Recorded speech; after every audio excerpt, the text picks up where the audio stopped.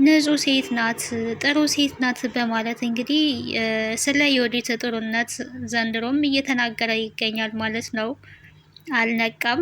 በጣም ነው የሚያሳዝነው። አንዳንዴ ዓለም እንግዲህ በአስመሳዮች እንደዚህ የተሞላች ናት። ሰላም ጤና ይስጥልን ቤተሰቦች፣ እንዴት አላችሁ? በመጀመሪያ ሰላም ልባላችሁ።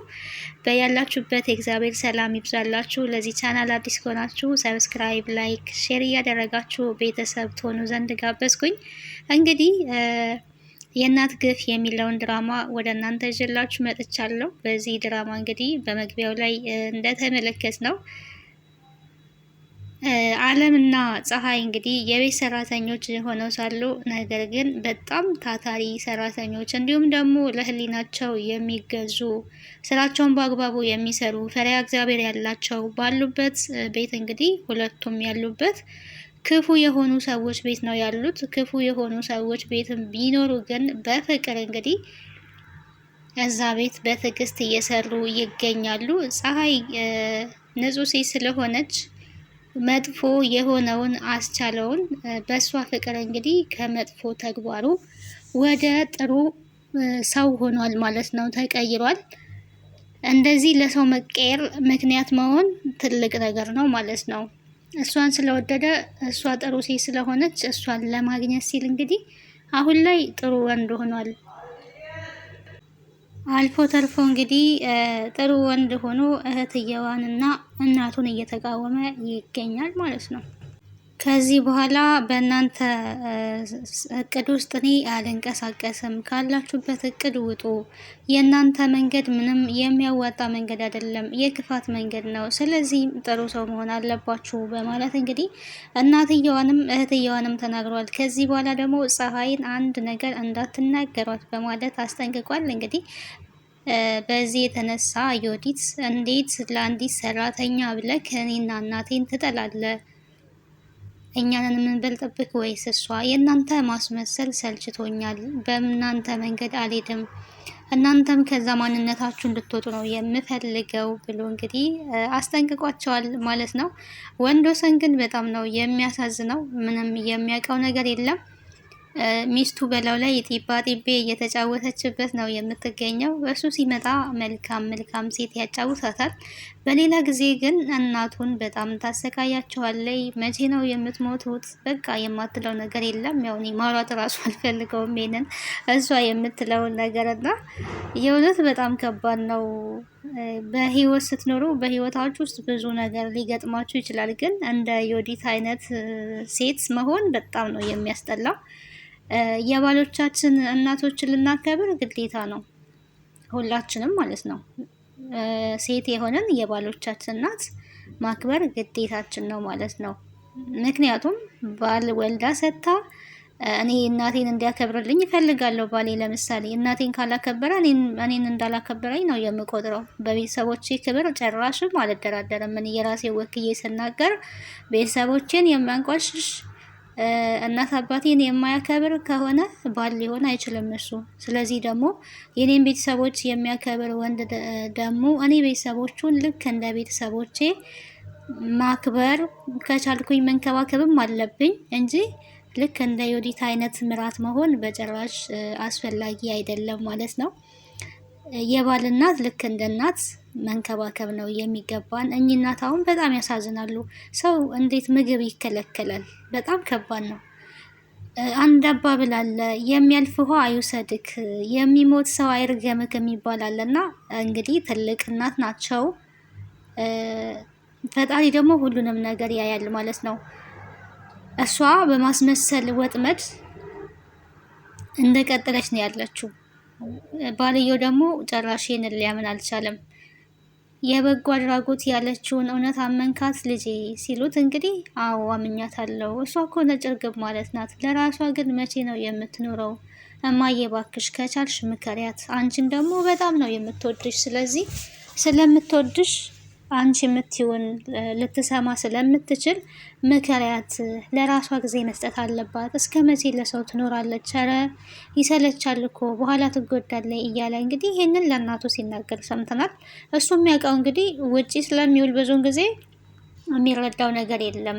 ለተወሰነ ቤት በሚኖርባት ደቂቃዎች የሚመለከተው የሚስቱን ጥሩነት ነው። ከዛ ውጭ ግን ባለው ሰዓት እናቱን እንዴት እንደምታሰቃይ እሱ ሊረዳ አልቻለም። ግን ቢያስተውል እናትየዋ ብዙውን ጊዜ ዝምታን ነው የሚመርጡት። ለምንስ ዝም አሉ ብሎ እኮ አንዳንዴ ዝምታ የሆነ መልስ አለው፣ ራሱን የቻለ መልስ አለው እና ለምን እናቴ እንዲህ ዝም ልትል ቻለች ብሎ መጠየቅ ነበረበት።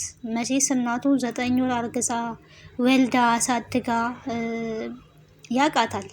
ሚስቱ ዛሬ ብትመጣም እናቱን ደግሞ በደንብ አድርጎ ያውቃታል። ስለዚህ የእናቱ ዝምታ ለምንድን ነው በሚል መጠየቅ ነበረበት ማለት ነው።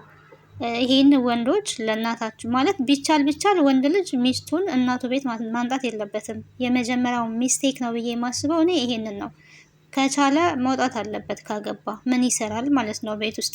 እናትየዋ ደግሞ በቤቷ እንደፈለገች ሆና መኖር ነው ያለባት ማለት ነው። እናቱን ቢረዳቸው ጥሩ ነበረ። ጥሩ ናት፣ ግን አንቺ እንደተቀየምሻት ነው። በባለፈው ነገር አሁንም ተቀይመሻታል ማለት ነው። ይቅርታ አላደረግሽላትም ማለት ነው ሲላት የነበረው። እኔ ይቅርታ አድርጌላታለሁ። እውነት ልጄ፣ አንተ ሰላም እንድትሆን የምፈልገው። ይልቁኑ አሁን የምትላት ነገር ከሰማችክ ልጅ ልትወልድ ስለሆነ ወደ ልጁ ኃጢአቷ እንዳይተላለፍ ንስሐ ገቢ ብላ ንገራት የሚል መልእክት አስተላልፈዋል እናትየዋ።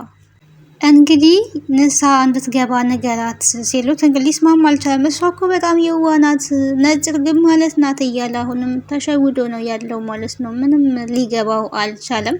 እናትየዋ ግን ያው የሆዳቸውን በሆዳቸው ይዘው ትዳራቸው በእሳቸው ምክንያት እንዳይፈርስ ዝምታን መርጠዋል ማለት ነው። ዝምታቸው ደግሞ ትልቅ የሆነ መልስ ነው። አለም ደግሞ ሁሉንም ነገር አሁን ላይ መረጃ ስለሰበሰበች በቅርቡ ታጋልጣታለች። እሱ አይኑ ተጨፍኗል ኦልሬዲ ማለት ነው። ምንም የሚመለከተው ነገር የለም። አለም ሰርታ እያቀረበችውን እንቁላል እንኳን እንደዛ ጠረግርግ አድርጋ ስትበላ እንዲህ እኔ ገብቶ ራሱ ይስማማታል እንዴ? ቆይ ድራማ ነው ግን በቃ የሆነ የተናደድኩበት ፓርት ነው ማለት ነው።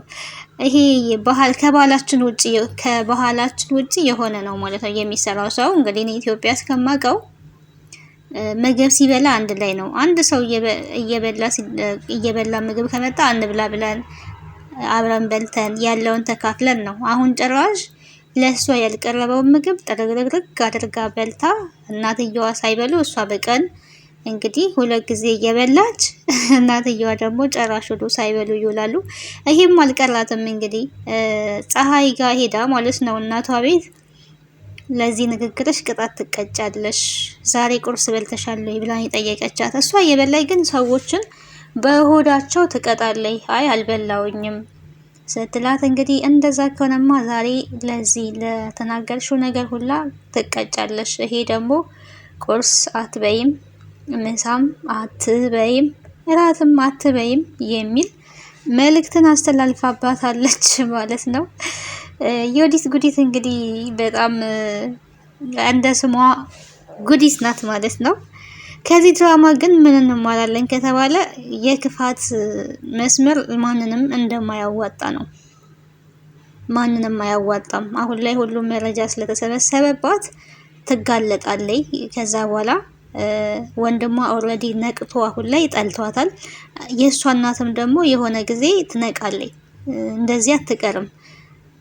ጀግንነት ነው ብለው የሚያስቡት ክፉ ሰዎችን ሲበድሉ፣ ሰዎችን ሲያስከፉ ነው።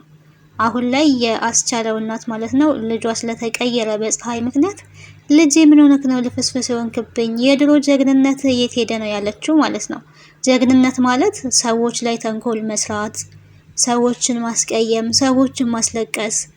እሷ እንግዲህ አይተናል ከሰራተኛዋ ፀሐይ ላይ ደሞዟን ስትቆርጥባት አንዴ ወጣ ሰራልሻል በማለት ሰው እንዳለ ደሞዟን የ2 ወር ደሞዟን ወስዳበታለች። ሲቀጥል ብርጭቆ ሰብረሻል በማለትም 10 ሺህ ትከፍያለሽ ስትላል ነበረና አንዳንዴ እንደዚህ የሚያደርጉ አሰሪዎች ካሉ በእውነት ነውር ነው ማለት ነው። ሁሉም ሰው የሆነ ሰው ነው በቃ የሚለየን ምንድን ነው ሀብታምና ድሃ የመሆን ብቻ ነው ሊለየን የሚችለው እንጂ በፈጣሪ ዘንድ እኛ ሰዎች የተባለን ሁላችንም እኩል ነን። ለሰራተኞች ደግሞ ክብር ይገባቸዋል። እውነት ለመናገር የሀብታም ቤት ጽድት ድምቅ ብሎ እንዲኖር ትልቁን አስተዋጽኦ የምትከፍለው የቤት ሰራተኛ ናት ማለት ነው። ስለዚህ ለቤት ሰራተኛ ክብር ይገባታል። ሌላ ቦታ ወጥታ የቤት ሰራተኞች የሚሰሩትን ስራ አለቆች መስራት የማይችሉትን ስራ ነው የሚሰሩት። በጣም እኛ አረብ ሀገር ላይ የቤት ሰራተኛ ሆነን ነው የምንሰራው። ግን ማዳሞቻችን ሊሰሩ የማይችሉትን ስራ ነው እኛ የምንሰራላቸው። ቤታቸው የሚያምረው በእኛ ልፋት ነው።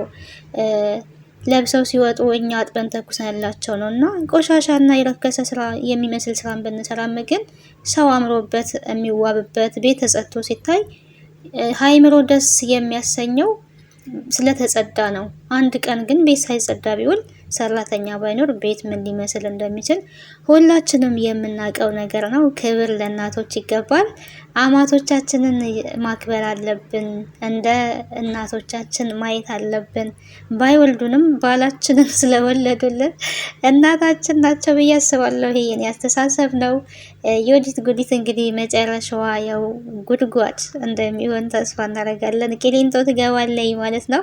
ሀሳብና አስተያየታችሁን በኮሜንት አስቀምጡልኝ። ስለምትከታተሉኝ ስለምታበረታቱኝ ከልብ አመሰግናለሁ። ቀጣይ ክፍል ምን ይሆናል የሚለውን ነገር የምናይ ይሆናል። ወንዶች ደግሞ እናቶቻችሁን ቴክ ኬር ማድረግ አለባችሁ። እናት መተኪያ የላትም። የእውነት ሚስት ብትሄድ እኮ ሚስት ልትመጣ ትችላለች። እናት ግን ምንም መተኪያ የሌላት ስለሆነች እናቶቻችሁ ላይ ትኩረት አድርጎ የሚል መልእክት አለኝ። ክብር ለእናቶች። ስለነበረን ቆይታ አመሰግናለሁ።